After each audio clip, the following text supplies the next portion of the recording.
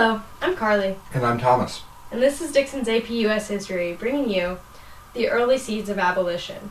Today we're going to start off with Gabriel Prosser, an educated slave and blacksmith who was serving on a plantation when he got the idea to revolt against the white man with his fellow slaves. Gabriel and the group he led were betrayed by two slaves that went to their master and warned him of the plot. The slave rebellion was delayed because of weather, but when the date came, the militia was there to stop them. Gabriel ran away and was later hung alongside 22 other supporters of the uprising.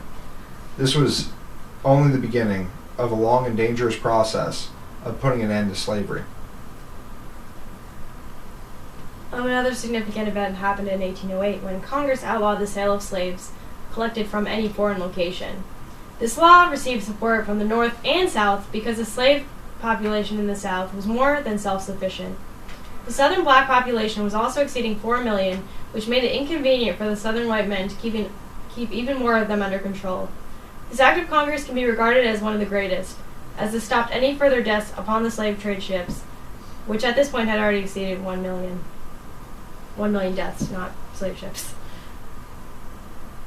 In 1822, a former slave who had bought his own freedom, named B.C., allegedly started a plan to have a slave rebellion in the city of Charleston.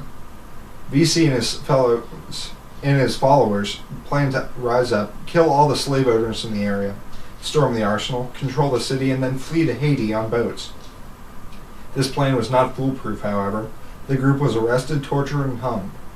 The city of Charleston then burned the AME church to the ground and built the citadel in order to protect the city from additional slave uprisings. Another significant slave rebellion happened in 1831 in Southampton County, Virginia. This one, however, caused a lot more problems and positive inspiration in the people. Nat Turner, a well-known slave residing in the county, decided to take his troubles out on the white Southerners who had caused them.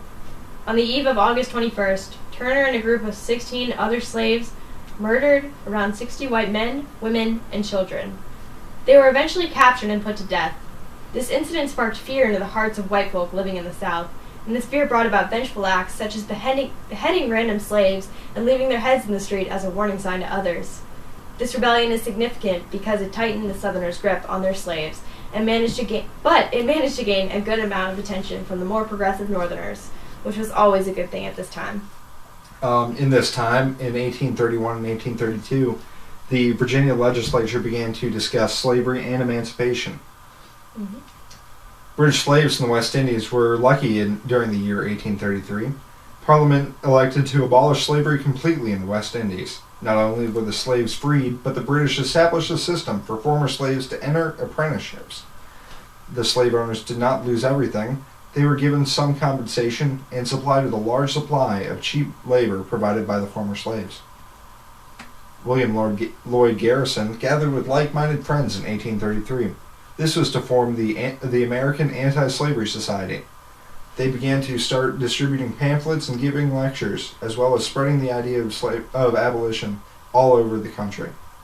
The American Anti-Slavery Society moved to completely remove the institution of slavery from the United States. This movement also led to some of the women's rights suffrage, and they were a leading force in that time. Mm-hmm. As you probably already know, the abolitionist movement was most prominent in younger generations of people, and they began expressing their new ideas in one of the most traditional institutions, seminaries. A consequence of this bold expression happened in 1834 at the Lane Theological Seminary, where some major debates took place over the issue of slavery. These debates and the formation of an anti-slavery society in the school got so heated that a group of abolitionist students were expelled, because the leaders of the Lane Seminary did not want to have any association with the abolitionists or their purpose.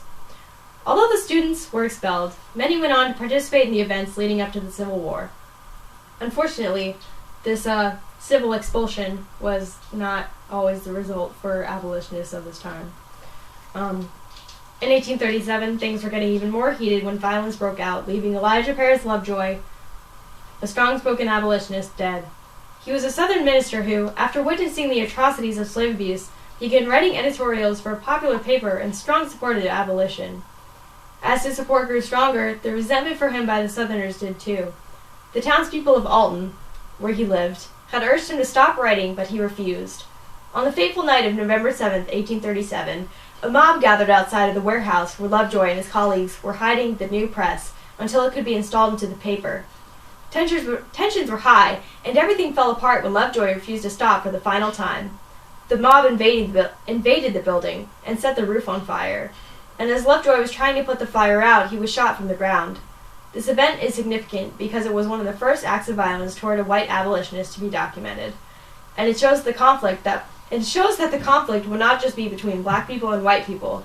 It was a war of ideas, and everyone had an opinion. In 1848, the Free Soil Party was formed out of the election. This was caused by a split between the radical abolitionists and those who were in support of slavery or did not have an opinion. The group in support of abolition became the Free Soil Party. The Free Soil Party was opposed to the spread of slavery.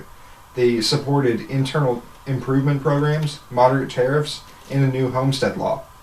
Martin Van Buren ran under this party and used the slogan, "Free soil, free speech, free labor, and free men." Mm-hmm. And finally, some influential literatures of the time were coming out, such as The Liberator by Garrison. And this essentially published all of the things that were going on that were a result of the abolitionist movement, essentially. Then we have the Appeal to the Colored Citizens of the World, and this was by Walker. This essentially showed all the atrocities that were happening to African Americans at the time. This is the narrative of the life of Frederick Douglass by Frederick Douglass himself. This was an autobiography describing the life of a slave and his life specifically.